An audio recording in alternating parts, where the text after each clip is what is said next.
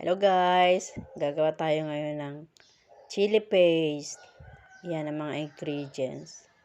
Isinama ko na yung dry na sili. Hiniwa-hiwa ko na rin yung mga sibuyas at pinalatan ng bawang. Para madali na, i-blend ko na lamang.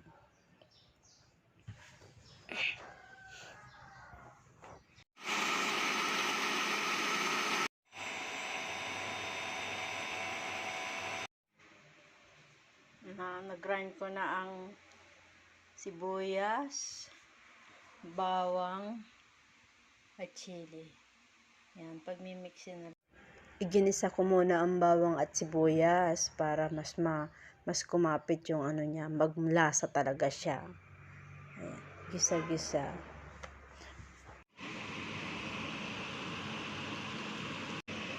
Nilagyan ko na rin yan ng paminta.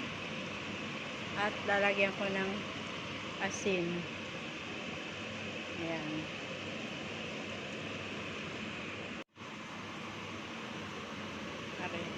Lalagyan ko na rin ng lemon syrup. Ari pang juice with sugar and lemon niluto na. E di ari na ilalagay ko. Lalagyan ko rin naman ng sugar at lemon. Ayan. Yan na.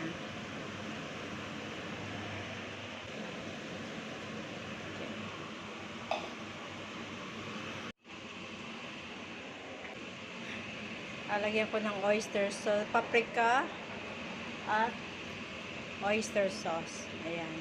Pampaganda ng kulay. Ayan. Ang ganda na ng kulay niya.